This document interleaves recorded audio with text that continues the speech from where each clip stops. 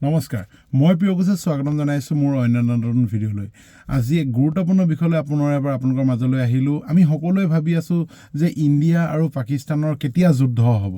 আৰু যি মৰ্মান্তিক ঘটনা আমাৰ কাশ্মীৰৰ পেহেলগামত ঘটি গ'ল হেয়াৰ বিষয়টো আপোনালোকে সকলোৱে জানে আৰু ইমান এটা ডাঙৰ ঘটনা কৰি পাকিস্তান আজি হাৰি যাব পাৰিব জানো হয়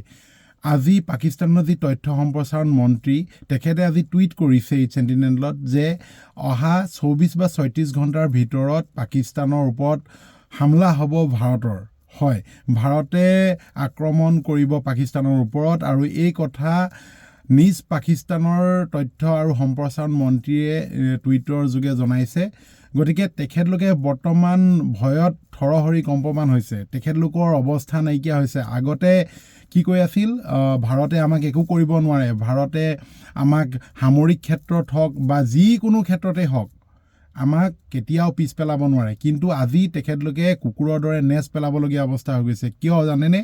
কাৰণ বৰ্তমান ভাৰতৰ যি সামৰিক বাহিনী আজি সকলোখিনি ৰেডি হৈ আছে যুদ্ধ আৰম্ভ কৰিবলৈ আৰু আমি ভাৰতৰ নাগৰিক হিচাপে আমি এইটো কথাত গৰ্ব যে পাকিস্তানক আমি নিশ্চয় এহেকা দিব লাগিব আৰু এই ঘটনাই পেহেলগামৰ যি ঘটনা সেই ঘটনা দুবাৰ যাতে আকৌ এবাৰ পুনৰ যাতে কৰিবলৈ তেখেতলোকে কেতিয়া সাহস কৰিব নোৱাৰে সেই কথা আমি বুজাই তুলিব লাগিব আৰু